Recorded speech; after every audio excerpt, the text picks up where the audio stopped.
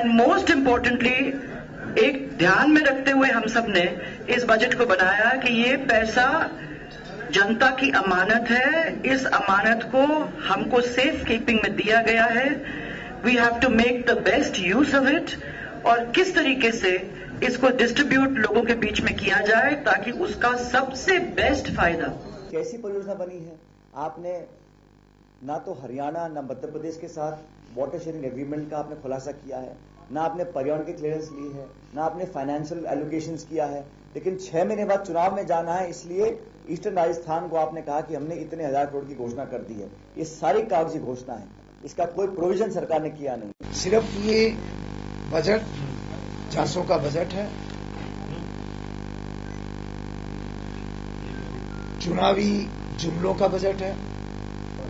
इससे सिर्फ मैं समझता हूं इस बजट से कोई यदि खुश हुआ है तो सिर्फ सीएमआर खुश हुआ है। आम जनता इस बजट से ना तो खुश है, ना आम जनता को इस बजट से कोई फायदा मिलेगा। नमस्कार जंटू में स्वागत है आपका। मैं हूं योगेंद्र, आप देख रहे हैं खास खबर। खास खबर में हम बात करेंगे राजस्थान में मुख्यमंत्री वसुंधरा राजे ने अपना आखिरी बजट पेश कर दिया है। ये जीएसटी के बाद का बजट है। हम आपको बता दें कि हमेशा बजट पे आम जन को ये ध्यान रखता है कि रोजगार के अवसर कितने मिल रहे हैं, हमारे लिए क्या सुविधाएं मुहैया कराई जाएंगी। जीएसटी के बाद अब वो पैरामीटर राज्य सरकारों का खत्म कर दिया गया है कि आपको क्या सस्ता होगा, क्या महंगा होगा। आप टैक्स एक्स्ट्रा लगा नहीं सकते, आप विड्रॉ कर नहीं सकते, आप केवल वो सेस कम कर सकते हैं जो फ्यूल पे हैं। तो इस हिसाब से आम जन महज ये देखता है कि मेरे तहसील, मेरे जिले, मेरे शहर, मेरे कस्बे को क्या मिला।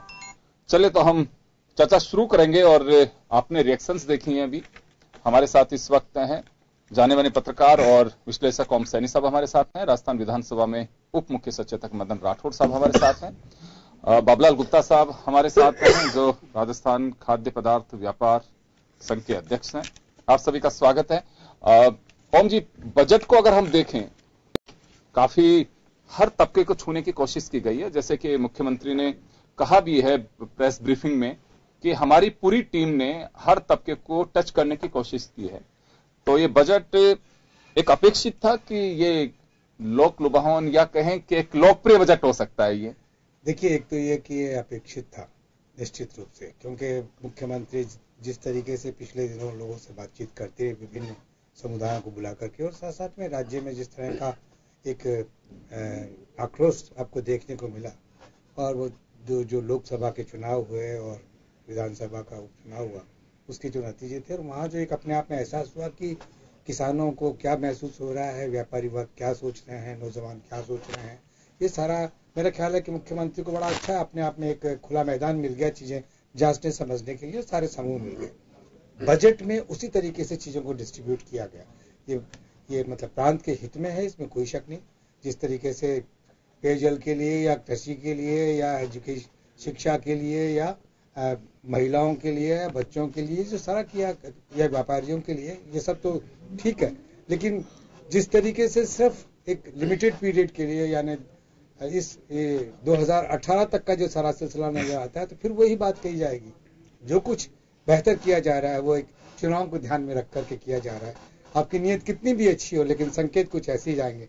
मुझे ये बात इसलिए इसका एहसास हो रहा है कि जो पिछली सरकार थी, जो वसुंधरा जी के आने से पहले, उन्होंने बहुत बेहतरीन फ्लैगशिप योजनाएं अपनी रखी थी, लेकिन वो अंत में जाकर के सामने और उनके कोई परिणाम अच्छे नहीं निकले। तो यही भय मुझे लग रहा है कि किया तो वसुंधरा जी ने अब सब कुछ अच्छा है, लेकिन लगता है कि जो तिनका चुन करके वो बोल रही थी अपनी 2 पंक्तियां, उसी में कहता हूँ तिनका चुनकर जो लोगों की कमियां महसूस की, जो उनकी डिमांड महसूस की, उनको जो सुधारने की चेष्टा की, तो बहुत देर कर दी अब। लेकिन देखिए फिर भी कुछ अच्छा हो। लेकिन खासतौर से एक बात नजर आई मुझे कि वो मेवाड़ पे बड़ा ध्यान दिया, आदिवासियों पे बड़ा ध्यान दिया, और जो नौजवान हैं उनके ऊपर बड़ा ध्यान दिया, और साथ साथ में जो नौकरियों का जो सिलसिला बैकलॉग पड़ा हुआ था, जो आज के अखबारों में चर्चा भी है कि पिछली योजनाओं में जो घोषणाएं की थी, पिछले बजट में जो घोषणाएं की थी, उनको पूरा नहीं किया, ये बैकलॉग है। वो बैकलॉग आज सारा समाप्त कर दिया और उन सबके लिए घोषणाएं कर दी कि विदिन इसी ईयर में सारा सब कुछ कर देंगे। तो अच्छी बात है। मेरा ख्याल है कि बजट तो बहुत अच्छा है और वक्त भी बहुत अच्छा है, लेकिन नतीजा क्या मिलता है ये देखने की बात हो। जी चलो, मुख्यमंत्री शेर और शायरी के लिए तो हमेशा से जानी जाते हैं, उनका अंदाज यही है, कहें कि अंदाज़े बयां उनका शेर और शायरी से ही शुरू होता है और उसी से खत्म होता है। कई बार वो कहें कि व्यंग के साथ में सामने वाले से चूकती भी नहीं। आज भी कही कि मैं किसी के लिए कुछ करूं मुझे उससे फर्क नहीं पड़ता, लेकिन मैं किसी का के लिए बेहतर करूं उससे फर्क पड़ता है।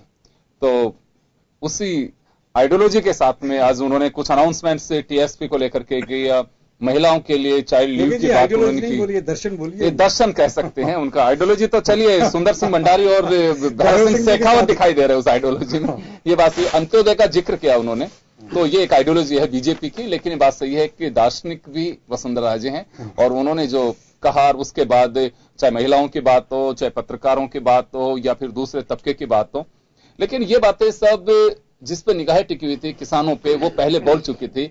इंडस्ट्रीज को बहुत कुछ देने की क्या, बस एक पॉल्यूशन को लेकर के बात की उन्होंने कि पॉल्यूशन के लिए आपको जगह जगह तकलीफ होती है, आपको हर जिले में उसकी सुविधा मिलेगी। साथ ही सिंगल विंडो क्लियरेंस, हर सरकार के अल्फाज में इसे संजोया जाता है जब मैनिफेस्टो होता है तो सिंगल विंडो, लेकिन हर व्यापारी कहता है कि सिंगल विंडो आज तक देखा ही नहीं हमने, तो जितने सचिवालय में विंडो होती हैं उतनी हर्डल्स होती हैं।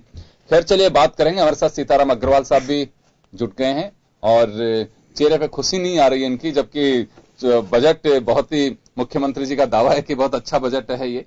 खैर सचिन पायलट को भी हमने सुना, अशोक गहलोत को भी सुना। अब बाबूलाल जी के पास में एक बार जाना चाहूंगा। बाबूलाल जी, किसानों का जिक्र किया था आपने, जब 2 दिन पहले हम बात कर रहे थे तो आपने कहा था कि देखिए व्यापार उद्योग भी सब सेट होगा, लेकिन किसान के बारे में सरकारों को विचार करना होगा। किसान जिस दौर से गुजर रहा है, हम उसे केवल एक सब्ज बाग दिखाते हैं, सपने दिखाते हैं, लेकिन पूरे नहीं कर पाते हैं। बजट से कुछ इस तरह की उम्मीद कर सकते हैं कि किसान के वास्ते में जो सब्ज बाग देखे जा रहे हैं या देख सकता है वो पूरे होते दिखाई देते हैं? देखिए, मैंने किसान को लेकर के 2 तरीके से इसको बांटा था। मैंने एक तो ये कहा था कि सीधा सीधा किसान को क्या मिले, तो वो कुछ दिया है। जैसे उसके 50,000 तक के ऋण माफ करने की बात कही, लघु सीमांत काश्तकार को, और बाकी लोगों के भी जो क्या बोलते हैं उसको लगान ही कह सकते हैं, लगान माफ करने की बात कही गई है।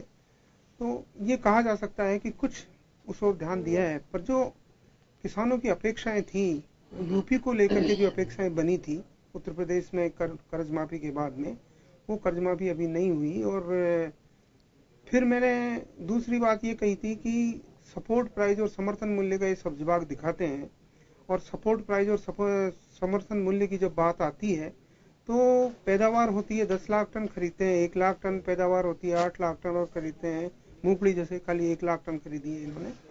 तो इसी तरह से इन्होंने अब राजफेड को 500 करोड़ रुपए दिए हैं, तो समर्थन मूल्य में 500 करोड़ में वो क्या क्या खरीदेगा। चना आ रहा है और सरसों आ रही है, सरसों राज्य में 35 लाख टन पैदा हो रही है और चना यहाँ 12.5 लाख टन पैदा हो रहा है, तो कितना माल ये खरीद पाएंगे। 500 करोड़ रुपए का जिक्र भी किया उसमें, चने और सरसों 500 करोड़ रुपए मैं बता रहा हूँ आपको कि भाई 500 करोड़ रुपए समर्थन मूल्य के लिए राजफेड को वो भी ब्याज से देंगे उनको। और उस समय उनको ये कहा है कि हाँ, अगर ये लोग खरीदेंगे, राजफेड खरीदेंगे, तो उसको कृषि मंडी से उनको मुक्ति दे दी जाएगी। परंतु मेरा कहना यह है कि ये इस तरह के जो योजनाएं लेके आते हैं, ये तो उल्टी दुखदायी योजनाएं हैं, ये सुखदायी योजना नहीं है। मतलब एक आदमी जो पास में किसान है उसका माल खरीद लिया और दूसरा थोड़ा सा लेट हो गया तो उसका माल रह गया, वो फिर उसको बाजार भाव मिलते हैं तो चिल्लाते हैं कि व्यापारी हमको ठग रहे हैं। तो अब व्यापार तो चलता है विश्व स्तरीय जो व्यापार मूल्य है उससे, ना कि कोई एक मंडी से या एक प्रांत से या एक देश से चलता है। तो इसलिए मेरा कहना यह है कि किसी भी तरीके से ये वो स्थिति भी ठीक नहीं बनी। फिर इन्होंने एलोकेशन कुछ किया है कि हम वेयर हाउसेज बना देंगे, वेयर हाउसेज की इतनी लिमिट दे देंगे, वेयर हाउसेज बनाने के कुछ एलोकेशन 300 करोड़ रुपए का किया भी है इन्होंने, तो भंडारण के लिए। और अब आता हूं मैं इसकी दूसरी जो पक्ष था, मंडियों के लिए जो बात थी, कृषि मंडी सेस को खत्म करने की या उसमें 0.50 करने की, वो बिल्कुल नहीं हुई। उन्हें प्रोत्साहन देने की बात थी, वो बिल्कुल नहीं हुई।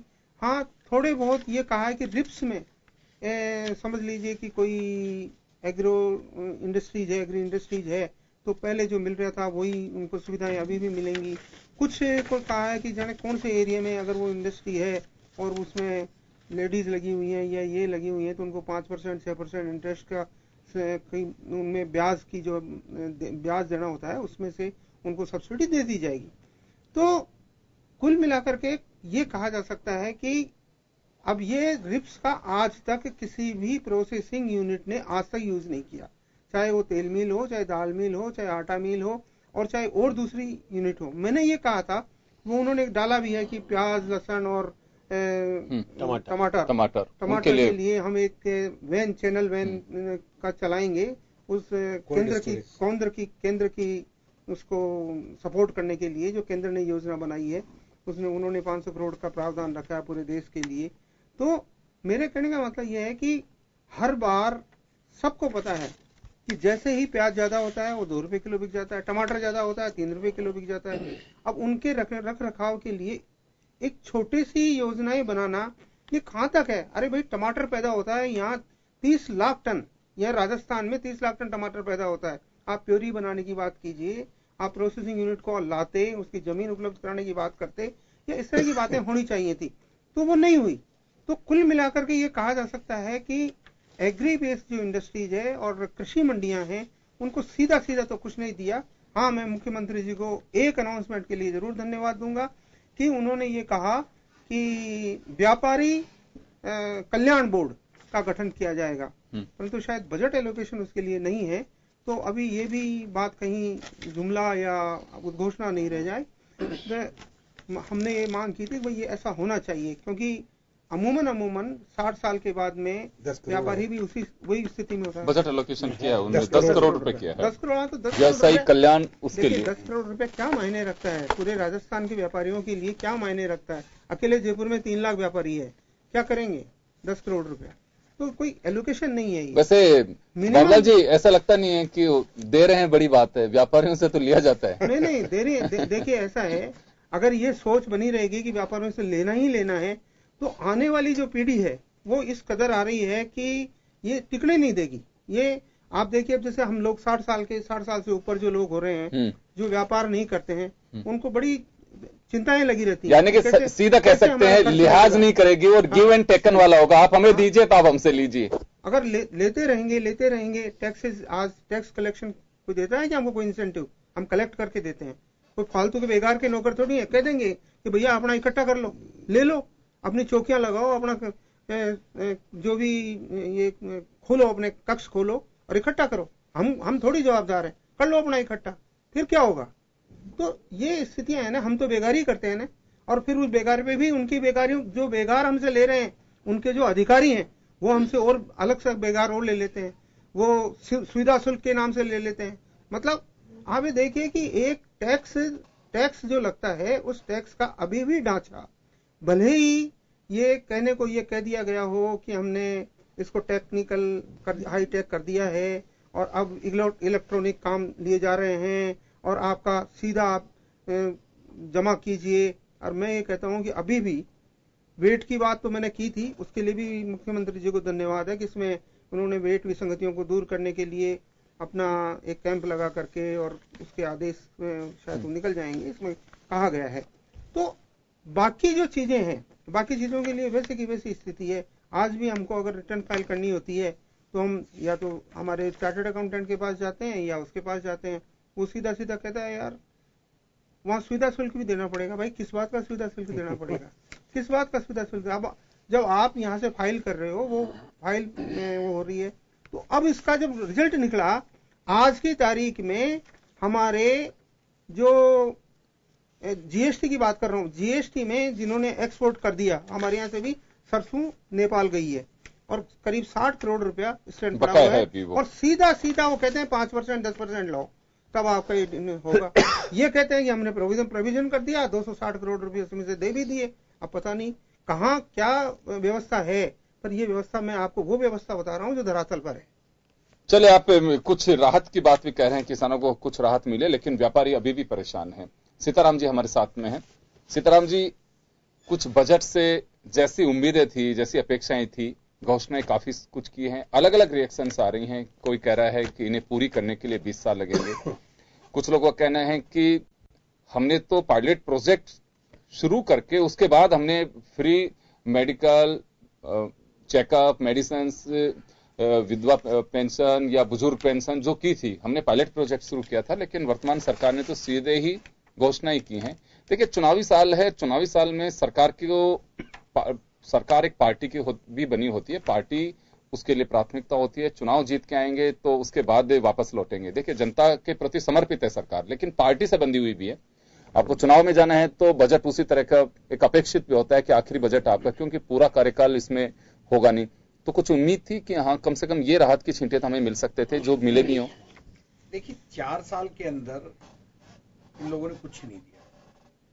मैं 4 साल हो गए आपके पास आते हुए लगातार इस बजट के अंदर। अब की बार इन्होंने इतनी घोषणाएं कर दी, चाहे आप कर्जे माफ के ले लें, चाहे आप वेयर हाउस के ले लें, चाहे आप परचेजिंग की ले लें, चाहे आप जीन्स परचेजिंग की। बाबूलाल जी कुछ हद तक सही कह रहे हैं कि इन वाले प्रोडक्ट में कुछ तो फायदा हुआ है, क्योंकि ये किसान से जुड़े हुए हैं। किसान से जुड़े होने का फायदा कृषि उपज मंडी के व्यापारियों को हुआ है। मैं उद्योग और व्यापार के परिप्रेक्ष्य में ये कहूंगा कि इस बजट के अंदर ऐसा कुछ भी नहीं है जो उद्योग और व्यापार को मिला है। मैं उसकी डिटेल में जाना चाहता हूँ। 5 साल हो गए सरकार को, 5वां लास्ट बजट दिया है। 5 साल के अंदर एक इंडस्ट्रीज एरिया डिक्लेयर नहीं हुआ। क्या आप जापानी जोन और वो ये कौन सा जोन है, कोरिया जोन, क्या वहां के जोन डेवलप करने से क्या हमारे पेट भर जाएंगे? आप एक बात बताओ कि जापानी जोन में जाइए आप, और जापानी जोन वाले पूरे इंडस्ट्रीज एरिया के अंदर कितने एम्प्लॉयमेंट दे रहे हैं, और हमारे विश्वकर्मा के अंदर हम कितने एम्प्लॉयमेंट दे रहे हैं। इन दोनों का कंपेयर कीजिए। हमारे यहाँ की रोडें देखिए और जापानी जोन की रोडें देखिए। वो एक मांगते हैं तो माननीय मुख्यमंत्री जी कैबिनेट के साथ जाके 10 दे के आती हैं, और हम 10 मांगते हैं तो हमें 0 दिया जाता है। एक अभी प्री बजट मीटिंग हुई थी, उसके अंदर मुझे भी सौभाग्य मिलता है कई सालों से, 20 सालों से जाने का। बाबूलाल जी के सानिध्य के अंदर मैं भी चला जाता हूँ।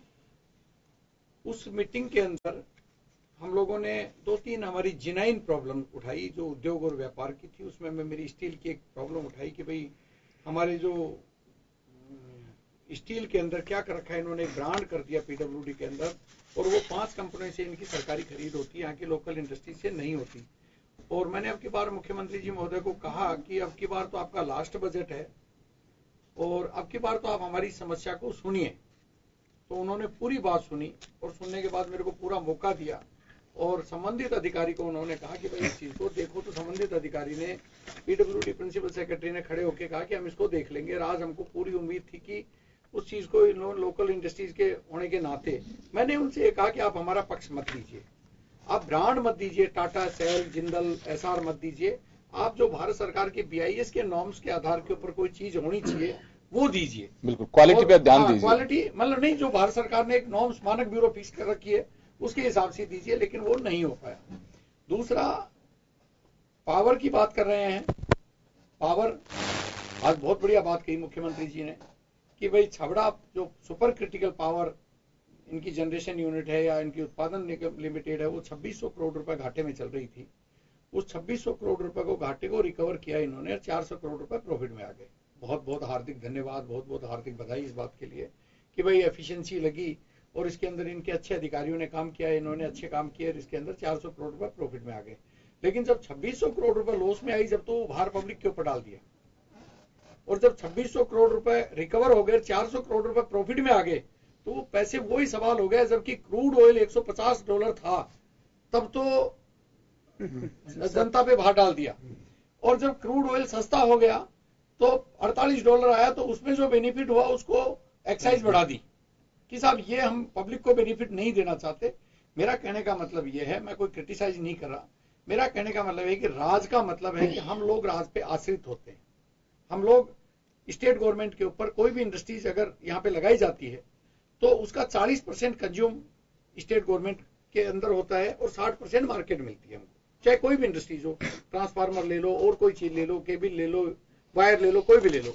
लेकिन अगर हमको स्टेट गवर्नमेंट हमको साया, हमको अपना मतलब उसमें साये में नहीं रखेगी तो यहाँ की इंडस्ट्रीज नहीं लग पाएंगी। दूसरी क्या है कि पूरे भारत के अंदर बिजली हमारे यहाँ पे हाईएस्ट 8 स्टेटों में से एक ही स्टेट में है, हाईएस्ट 8 में से, और ये दुर्भाग्य है कि वो हमारे आसपास में कोई नहीं है। अभी पंजाब के अंदर 2 रुपए यूनिट का कम किए हैं। हमने माननीय मुख्यमंत्री जी को कहा, प्रिंसिपल सेक्रेटरी एनर्जी को कहा कि 2 रुपए यूनिट के कम किए। बोलते हाँ साहब हम मानते हैं और हमको भी करने पड़ेंगे। तो कब करने पड़ेंगे?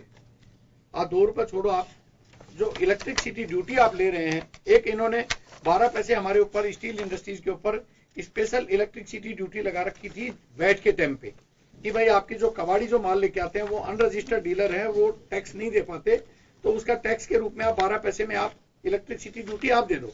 मैंने अब की बार ये क्वेश्चन उठाया और उन्होंने इस चीज को माना कि वैट ही खत्म हो गया, अब तो जीएसटी आ गई, तो अब तो मैट्रिक खत्म हो गया, अभी 12 पैसे तो कम कर दो। वो भी नहीं किए। मतलब हमारे यहाँ पे दूसरा, यह क्या लगता है आपको कि आपने कहा कि मुख्यमंत्री ने बहुत अच्छे से सुना भी था, और मुख्यमंत्री को ही देखिए नवंबर और दिसंबर में बड़ी एक कठिन जो परीक्षा का सामना करना पड़ेगा। मुझे लगता है कि उनके सेक्रेटरीज या प्रिंसिपल सेक्रेटरी या फिर कहें ब्यूरोक्रेट्स नहीं जाएंगे वहां पे, सीएम को खुद को जाना पड़ेगा पार्टी के सिंबल को लेकर के। तो क्या आपको, क्योंकि ये जो प्रॉब्लम है मुझे बहुत अच्छे से ध्यान है कि आपने जिक्र किया था और मेरे सामने आपने यूनुस खान से बात भी की थी उस वक्त कि आप ये टाइम दिलवाइए। आपने कहा भी था, दिल्ली तक शायद ये बात गई थी कि आप ये एक तरह से दोहरा व्यवहार हो रहा है। एक तरफ तो आप कह रहे हैं कि इंडस्ट्रीज को हम डेवलप करेंगे, बैठे हैं, इनके नॉलेज में भी है। हाँ, तो ये क्योंकि अभी कोई ये नहीं है कि कोई 6 महीने से साल भर से इसके कोई प्रतिबंध लगाओ, एक लंबे समय की प्रक्रिया है और मुझे लगता है कि बड़ा गंभीर विषय। कहाँ आपको संदेह लगता है कि, क्योंकि मदन जी हमारे साथ में बैठे हुए हैं, पार्टी लेवल पर जब बैठक होगी, अभी भी राहत के छिटे आपको जब इंडस्ट्री डिपार्टमेंट के अनुदान मांगों पे जब चर्चा होगी तो उस दरमियान आपको शायद राहत मिल सकती है, क्योंकि बड़ा गंभीर विषय है। और आदरणीय मदन जी बैठे हैं और ये कि मंत्री के दर्जे में है, मेरे अच्छे मित्र हैं। मैं आपसे ही निवेदन कर दूंगा, क्योंकि मुख्यमंत्री जी से तो हमने कई बार निवेदन कर लिया, अनुदान मांगे होंगी, तो मेरी एक हम्बली निवेदन है कि राजस्थान की स्टील इंडस्ट्रीज को ये राहत देके सरकार बचा सकती है। रही सवाल ये जो बजट बनाया है, इसका भी मैंने एनालिसिस किया है, मेरे हिसाब से कह रहा हूं मैं, ये एक ब्यूरोक्रेसी बजट है, राजनीतिक बजट नहीं लगा मेरे। इसके अंदर देने के लिए कुछ नहीं है और घुमाने के लिए सब कुछ घुमा दिया। राजनीतिक बजट होता तो दिया बहुत ज्यादा जाता। आप क्या कहना चाहते हैं? रसगुल्ले को थैली में लपेट के खिला रहे हैं? थैली में लपेट के दे दिया और कह रहा खा आराम से। अब एक्चुअली क्या है कि मेरे को तो ये जो बजट लिखा है, इसमें इन्होंने सहकारी बैंक के जो कर्जे हैं उनके ऊपर इन्होंने ब्याज और शास्ती माफ की है। तो मैं आपको 2017 सितंबर तक मैं एक और बताना चाहता हूं कि मैं खुद किसान भी हूं, मैं एक उद्योगपति भी हूं, मैं एक व्यापारी भी हूं और मैं एक गांव का रहने वाला भी हूं। तो नरेंद्र मोदी जी ने चाय बेची कि नहीं बेची मुझे नहीं मालूम, लेकिन मैंने बहुत लंबे टाइम तक कपलेट धोए और मैं गरीब परिवार में पैदा हुआ हूं, तो इसलिए मुझे मालूम है कि गरीबी का क्या परिभाषा होती है और अमीरी कैसे जी जाती है, मैं जी रहा हूं। तो सवाल यह है कि जो इस बजट के अंदर जो दिया गया है ग्रामीण क्षेत्र के अंदर, मैं आपको एक बात बताऊं, ग्रामीण क्षेत्र की सबसे बड़ी प्रॉब्लम जो है वो सरकार, चाहे बीजेपी की हो, चाहे कांग्रेस की हो, चाहे किसी तीसरे की हो, ये समझना ही नहीं चाहते। गांव को किसान कर्जा माफ तो हो गया, इसलिए कितने दिन तक कर्जा माफ करेंगे? जब तक मैं 91 के अंदर जयपुर में आया था, 91 में गेहूं की रेट थी 8 रुपए करीब, 7 रुपए 8 रुपए करीब थी, बाकी एग्जैक्टली बाबूलाल जी बता सकते हैं, लेकिन हम लोग तो खरीदते थे इसलिए ध्यान है। और आज गेहूं की रेट है 17 रुपए किलो। उसके बाद फर्टिलाइजर बढ़ गया, उसके बाद पेट्रोल बढ़ गया, उसके बाद डीजल बढ़ गया, उसके बाद खाद बढ़ गया, उसके बाद मजदूरी बढ़ गई। तो अगर 17 रुपए 18 रुपए किलो गेहूं की कीमत है, और जबकि ओरिजिनली उसके हिसाब से देखें तो हर चीज 10 गुनी महंगी हो गई जी। किसान को आप समर्थन मूल्य का इसको पाबंदी जब तक नहीं हटाएंगे, आप हर चीज के ऊपर, तो पेट्रोल तो 80 रुपए लीटर कर दिया आपने, और किसान अगर चना 1 रुपए महंगा हो जाता है तो उसके ऊपर त्राय माम आ जाती है। टमाटर 20 रुपए किलो हो जाते हैं तो आंदोलन हो जाते हैं। मेरा कहने का मतलब यह है कि किसान बोए तो मरे और नहीं बोए तो मरे। मेरे पास जमीन है, रियली मैं हकीकत एक बात बताता हूं, जिसके पास भी यहां पे जमीन है, जो भाई अगर क्लियर ये कह दे कि मेरे को जमीन में फायदा है, मैं जिंदगी भर उस आदमी के जूते पालिश करूंगा, जिंदगी भर जूते पालिश करूंगा आज के परिदृश्य के अंदर, अगर जमीन में फायदा है तो। क्योंकि 17 रुपए किलो गेहूं बेच करके किसान को फायदा हो ही नहीं सकता। मैं गांव की बात कर रहा था, गांव में आप ये जो दे रहे हैं लॉलीपॉप दे रहे हैं, इससे फायदा नहीं होने वाला, गांव की पलायन हो रहा है और गांव का प्लान हमें रोकना चाहिए जी। और उसका कारण, गांव का प्लान दो ही कारण से हो रहा है। एक, वहां पे बेरोजगारी जो भयंकर रूप से मुंहफाई खड़ी हुई है, दूसरा वहां पे शिक्षा का भाव, और तीसरा वहां पे मेडिकल का भाव। साहब एक बात बताऊं, आज भी गांव के अंदर आरएमपी डॉक्टर, आज भी बुखार के लिए वो बैरालगन टैबलेट देते हैं, ठेला छाप, झोला छाप डॉक्टर हैं। पेट दर्द और सरकार, हम ये कहते हैं कि साहब आप हॉस्पिटल पीएचसी क्यों नहीं बनाते, ये गांव में क्यों नहीं बनाते आप, कि साहब 9 किलोमीटर के पहले हमारे यहाँ पे, 10 किलोमीटर के पहले यहाँ पे हमारे ऑर्डर नहीं है साहब। साहब एक बात बताऊं, 10 किलोमीटर एक आदमी, गरीब आदमी कहां लेके जाएगा अपने आदमी को? कम से कम छोटा एक कोई भी चीज, आशा सहयोगनी वाला काम किया है, जिनमें डॉक्टर नहीं है भाई। आशा सहयोगनी वाला काम जो किया इन्होंने, अच्छा किया, वो भी भगने के लिए तैयार हो रही थी। बिल्कुल। लेकिन कुल मिलाकर के मैं ये कहना चाहता हूं कि जो बजट का मूल रूप है, जो बजट हमको देना चाहिए, जो बजट हमको हमारी मूलभूत सुविधाओं का, जो हमें सिर्फ इस बजट के ऊपर ये पोजीशन है कि इन्होंने दे दिया और आज हमने ताली बजा दी। हमने आपने हमको बुला के डिस्कस कर लिया। पिछले बजट की हमको लेखा जोखा लेना चाहिए कि इन्होंने जो बजट घोषणा की थी वो इंप्लीमेंट हुई या नहीं हुई। पिछली बार मैंने भी आपके यहीं पे भी ये कहा था, और आज भी मैं ये कह रहा हूं कि आने वाली सरकार से आप पूछो कि पिछली बजट के अंदर जो घोषणा हुई थी उसमें कितने परसेंटेज काम हुआ, कितने नहीं हुआ। मेरे को नहीं लगता कि इस जो इतनी घोषणाएं हुई हैं, हो जाए बहुत बढ़िया बात है, हो बहुत अच्छी बात है। बाबूलाल जी की तो फिर भी, अजय मेरी तो चलो थोड़ी देर ही सुनी थी मुख्यमंत्री जी ने, बाबूलाल जी से तो ये डिस्कस किया था कि 0.5% अगर इसको हम कर दें, अलग अलग जो जीन्स हैं, तो उसमें जो रेवेन्यू लॉस होगा उसमें आप क्या जिम्मेदारी लेते हैं। तो इन्होंने कहा साहब 0.5 मत कीजिए, आप 0.6 कर दीजिए, 0.7 कर दीजिए, लेकिन समानीकरण कर दीजिए। हमें रेवेन्यू से कोई लेना देना नहीं है, आप रेवेन्यू बढ़ा लीजिए। लेकिन जो व्यापारियों की परेशानी है, एक व्यापारी 10 जीन्स रखता है और उसके 10 के टैक्स अलग अलग है, मंडी टैक्स। तो अब एक बात बताइए कि वो 10 अलग अलग अकाउंट रखिए। सरकार को सोचना पड़ेगा, और व्यापारी को अगर ये नहीं सुनेगी तो व्यापारी जाएगा कहां पे? सीताराम जी, वैसे तो सरकार का साफ दावा है कि गांव, गरीब, महिला और बेरोजगार किसान, उनको समर्पित ये बजट है। स्मार्ट विलेज का कॉन्सेप्ट लेकर के चल रहे थे। कुछ ऐसी योजनाएं सरकार की हैं जो मिशन 2020 को साफ झलकाती हैं, क्योंकि मोदी साहब का 2022 का टारगेट है कि कुछ चीजें ऐसी हैं जिनको हम 2022 तक पूरी कर पाएंगे। 2020 इसमें है। सरकार ने हर तबके को छूने की कोशिश की है, और ये बात सही है कि बजट आप उस पवित्र सदन में पेश कर रहे हैं। इशू ये नहीं है कि वसुंधरा राजे ने बजट पेश किया या अशोक गहलोत ने किया, या अगर फाइनेंस मिनिस्टर कोई होते तो वो करते। ये मुझे लगता है कि लोकतंत्र उन भावनाओं का एक केंद्र बिंदु, या कहें कि पवित्र मंदिर है, जिसमें हम एक विश्वास डेमोक्रेटिक सिस्टम में पैदा करता है कि हमारी चुनी हुई सरकार हमारे लिए वहां बैठ करके कुछ सोच रही है। वास्तव में ये इस पे गौर फरमाना होगा कि रहे तो राजनीतिक दल तय करें कि विधानसभा में जैसे कोई अगर सब्जेक्ट आता है उसको आप गंभीरता से लेते हैं। मुझे लगता है कि बजट को भी एक अनुशासित पत्र की तरह मानना चाहिए कि हम जो बजट पेश कर रहे हैं वो अक्सर से पालन होगा, या पर्टिकुलर ये दें कि इतने साल तक, ताकि आने वाली जो सरकार कोई भी हो, किसी भी पार्टी की हो, वो बाध्य हो कि जो घोषणाएं हो चुकी हैं उन्हें आपको पूरा करना है। मुझे लगता है कि परंपरा शुरू करनी चाहिए, महज ये नहीं कि हमने इस बजट में अनाउंसमेंट किया, अगली सरकार की प्राथमिकता में वो चीज होंगी नहीं होगी। क्योंकि देखिए, जनता के लिए आप अनाउंस कर रहे हैं तो जनता के प्रति आपकी जवाबदेही, सरकार वर्तमान हो चाहे कमिंग जो गवर्नमेंट होगी, उसकी रेस्पॉन्सिबिलिटी हो, आपकी फिक्स होनी चाहिए। चलो एक छोटे से ब्रेक के लिए रुकूंगा, ब्रेक के बाद वापस लौटेंगे।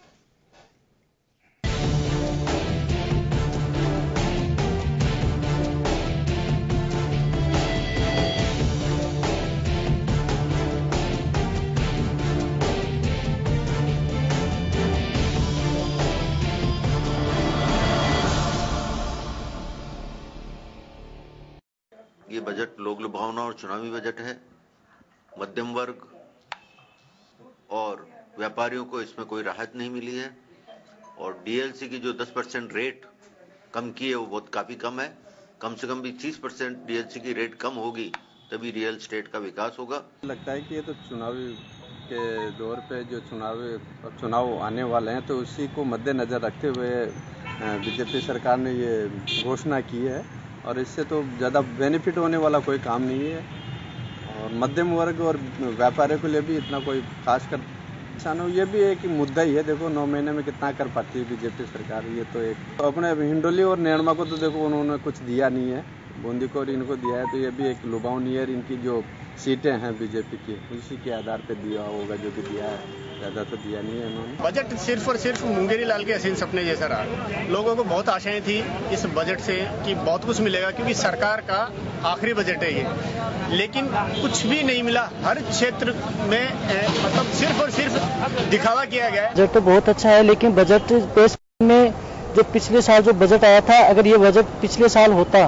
फिर ये सरकार उस पर अमल करती, लेकिन अब क्या है कि चुनाव तो अगले साल है, बजट पेश इस साल की है, टाइम काफी निकल गया, तो चुनाव को देखते हुए ऐसा लग रहा है कि एक लालच है जनता के लिए।